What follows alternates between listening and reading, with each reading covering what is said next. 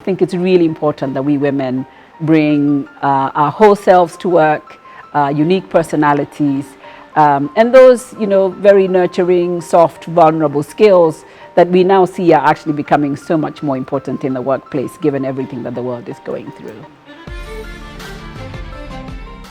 My name is Carole Wainaina. At the moment, I would describe myself as a social artist who has a small portfolio of things that I'm working on. So I work a couple of days a week as a senior advisor to the CEO of Africa 50, where I worked for the last 4 years as a chief operating officer, helping set up the fund in Casablanca. I'm also a non-executive director for a number of boards, Helios Towers, and the Equatorial Coca-Cola Bottling Company.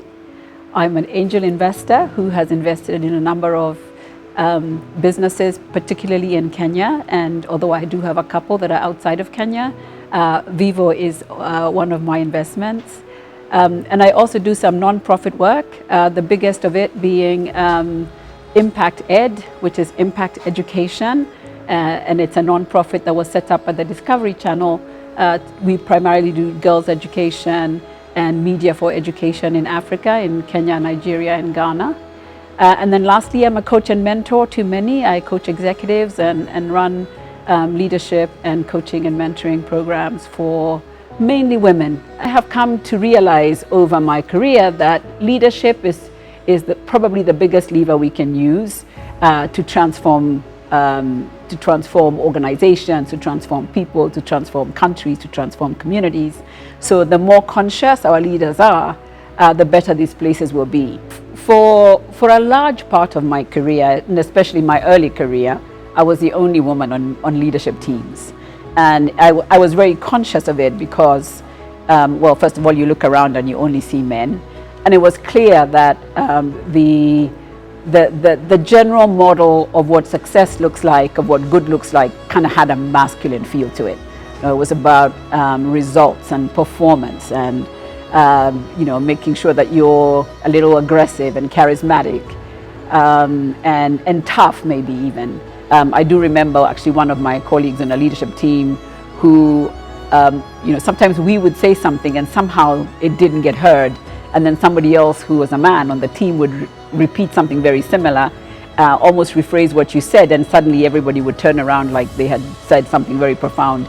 And she was really good at saying, "Isn't that what Carole just said?"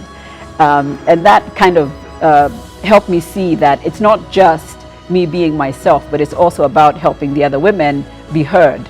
And honestly, the best we can do as women is make sure there's more of us around the table. And when we see some of these things happening around us, putting a spotlight on it, it's actually making it conscious. But I have found that over time, it's actually that emotion that has, drawn people to be more comfortable being vulnerable in themselves, being able to accept feedback, being able to perhaps, my ability to influence doesn't come from a place of threat and aggression, so people are much more willing to receive some of my ideas and, even just listen to the questions and insights that I might be able to provide.